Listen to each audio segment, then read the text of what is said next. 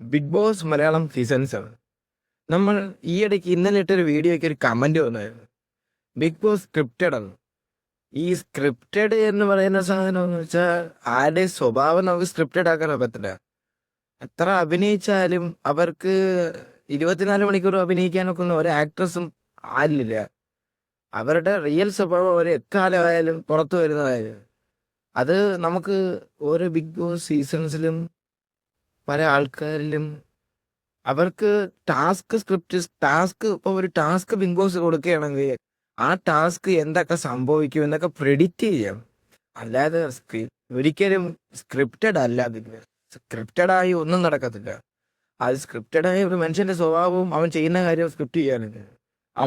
അവ പോയിട്ടുള്ള ഗെയിമേഴ്സ് പോലും പറയുന്നുണ്ട് നമുക്ക് പ്ലാൻ ചെയ്താണെങ്കിൽ കളിക്കാൻ സാധിച്ചിട്ടില്ല. പ്ലാൻ ചെയ്താണെങ്കിൽ അനീഷ് തന്നെ പറയുന്നുണ്ട് പ്ലാൻ ചെയ്താണെങ്കിൽ എനിക്ക് കളിക്കാൻ സാധിച്ചിട്ടില്ല.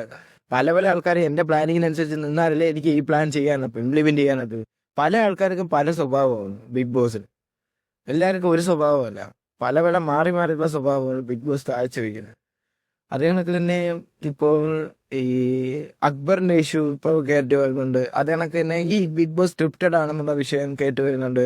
അങ്ങനെ പല പല വിഷയം ഇപ്പൊ ബിഗ് ബോസിനെ പറ്റി കേട്ട് വരുന്നുണ്ട്. അത് ഈ ലാസ്റ്റും അത് കണക്ക് തന്നെ ഇതൊക്കെ ഫേക്കാണ്. പ്രത്യേകിച്ച് PR വർക്കുകൾ അടിച്ചെടുക്കുന്നുണ്ട്. ഒരുപാട് PR ഉണ്ട്. അതിലൊന്നും ചെല്ലാതെ നിങ്ങൾക്ക് ഇഷ്ടപ്പെട്ട കണ്ടസ്റ്റന്റിന് ഏറ്റവും കൂടുതൽ കളിക്കും എന്നാണ് നിങ്ങൾക്ക് മനസ്സിന് തോന്നുന്നവരെ വോട്ട് ചെയ്യുക.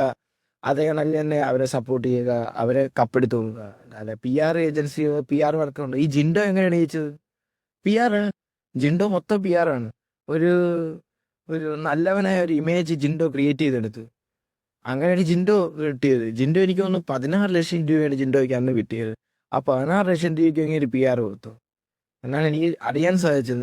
ഈ അനുമോ PR എടുത്തേക്കുന്ന ജിൻഡോയുടെ PR ആണെന്നാണ് പറയുന്നത്.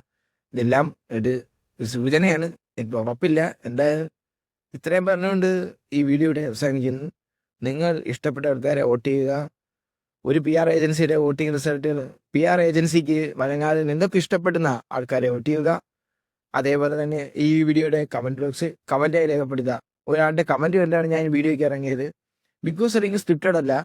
അതേ കണക്ക് തന്നെ നിങ്ങളുടെ മനസ്സൊരിക്കലും മാറാതെ നിങ്ങൾ ഇഷ്ടപ്പെട്ട കണ്ടസ്റ്റന്റിനെ വോട്ട് ചെയ്യുക.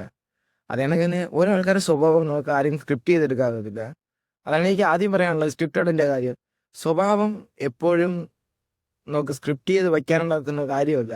അവിടെ ഉള്ളവർക്ക് തന്നെ അറിഞ്ഞുകൂടാതെ ക്യാമറ ഉള്ളത് പോലും 5-ാമത്തെ ദിവസം നമ്മൾ ക്യാമറ ഉള്ളത് പോലും അറിയാൻ സാധിക്കത്തില്ല. മൈക്ക് കിടക്കുന്നത് പോലും അറിയാൻ സാധിക്കത്തില്ല. ഇതാണ് ബിഗ് ബോസ്. ഇത്രയും പറഞ്ഞിട്ട് വീഡിയോയുടെ അവസാനിക്കുന്നു. നന്ദി.